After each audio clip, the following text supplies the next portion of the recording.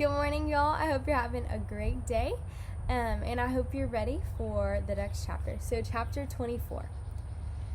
Here he comes, said Lori. Don't be a chicken. Colleen bit her bottom lip. It was after school. The three girls stood across the street and watched Jeff. Maybe we should wait until tomorrow, said Colleen. Hey, Jeff, Lori shouted. No, Colleen whispered. Jeff turned. Lori and Melinda walked toward him. Colleen lagged behind. Hello, Jeff, said Lori. Hi, Jeff, said Melinda. Hello, hi, answered Jeff. Lori laughed. Come on, Colleen, said Melinda. Ask him. Colleen blushed and looked away. Colleen has something she wants to ask you, said Lori. Well, okay, stammered Colleen. Quit bothering me, Jeff said very quietly. We're not bothering you, said Lori. Colleen just wants to ask you. Melinda stopped her. Let Colleen ask him, she said. Well, said Colleen. Okay. She took a breath. It's my birth. I don't want her asking me anything, Jeff snapped. Colleen turned bright red. And quit saying hello to me, too. We can say hello if we want, said Melinda. It's a free country.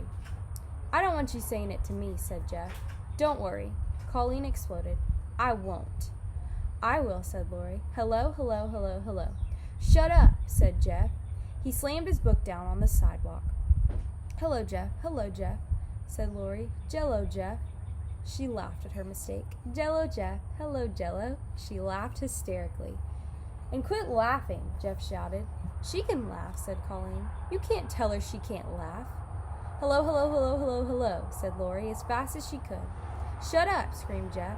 You shut up, said Melinda. I'm not afraid of you, Melinda, said Jeff.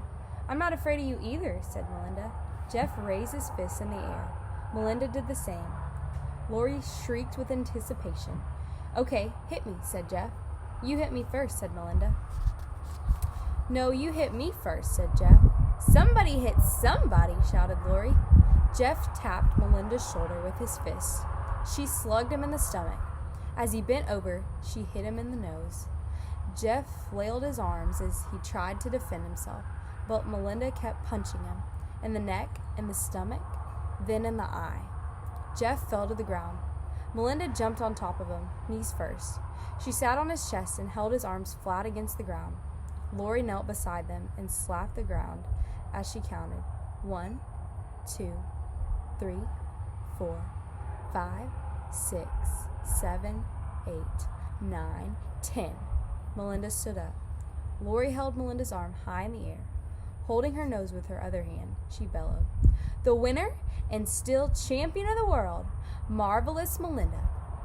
Colleen clapped her hands. Okay, chapter 25. I'm going to be good, thought Bradley. And then, when everybody sees how good I am, they'll know I'm not a monster. And Miss Ebel will give you a gold star, said Ronnie. Bradley was so excited, he didn't realize he was putting on 2 different colored socks, a blue one and a green one. He tied his shoelaces, then went into the bathroom and looked at himself in the mirror. His black eye was almost gone. It had faded into a light brownish-yellowish color. He hurried out to breakfast. His mother made oatmeal for him. I hate hot oatmeal, he complained. You'll eat what you're served, said his father. This isn't a restaurant. He frowned. Not because he had to eat oatmeal, but because he had realized he never should have said that he hated it. That was something the bad Bradley would say. The good Bradley liked hot, lumpy oatmeal. He took a big spoonful, brought it to his mouth, and swallowed the gulp. Good, he said. But as he withdrew the spoon from his mouth, his elbow bumped his glass of orange juice. Claudia screamed and jumped up. Oh, Bradley, said his mother. His father glared at him. It was He started to say it was an accident, but then remembered Carla didn't believe in accidents. That puzzled him. He wondered why he would want to spill his orange juice on purpose. He liked orange juice. It was the oatmeal he should have spilled. Are you just going to sit there, or are you going to help your mother clean it up? Asked his father. He picked up his napkin to help, but his mother told him to stay out of her way. You'll only make the mess bigger, she said. Silently, he finished eating. As he headed back to his room, Claudia burst out laughing. What's so funny? He demanded. Look at your socks, she laughed. He looked down at his feet, then back at his sister, the laughing hyena.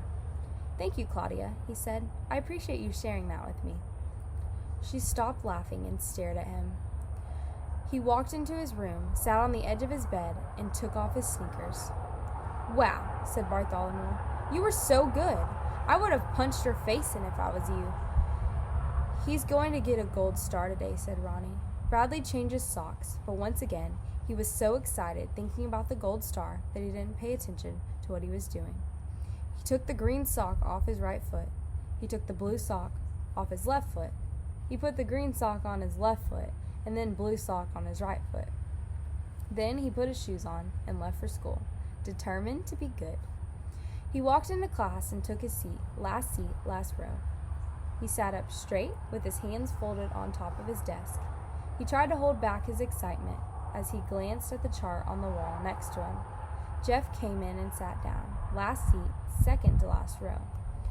Bradley saw him out of the corner of his eye, then turned to get a better look. Jeff had a black eye. What are you staring at, Chalkers? Jeff snarled. Hey, you two look like twins, exclaimed Shawnee, the girl who sat in front of Jeff. Turn your ugly face around, Jeff snapped. Oh, shut up, Bradley, said Shawnee, turning around. Bradley looked at the back of Shawnee's head. She still thinks I'm a monster, he realized. But once I get my gold star, then she'll know I'm good. For the rest of the morning, he sat at attention, with his eyes fixed on Miss Ebel. He kept wondering if she had noticed how good he was yet. As he walked outside for recess, he was almost certain there'd be a gold star next to his name when he returned. Curtis and Doug, two of Jeff's friends, came out of Miss Sharp's class.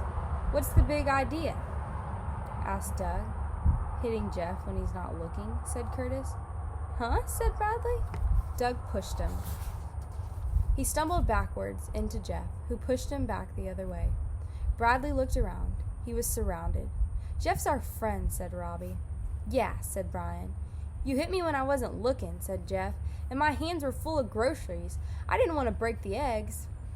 Chicken chalkers, said Dan. There was a space between Andy and Doug. Bradley dashed through it and ran across the playground. Jeff and his friends chased after him. Bradley looked back at them and smashed into a girl standing on one foot. The girl fell onto the hard hopscotch ground and wailed. I'm telling, Bradley, said one of her friends. I'm sorry, Bradley said helplessly, then continued running. He ran up the concrete steps and entered the school building through the auditorium. From there, he walked quickly to the library. What do you want, Bradley? Asked Miss Wilcott, the librarian. Nothing, he muttered as he sat down at one of the tables. He leaned his head against his hands, propped up by his elbows. What if Carl is wrong, he worried. What if I really am a monster?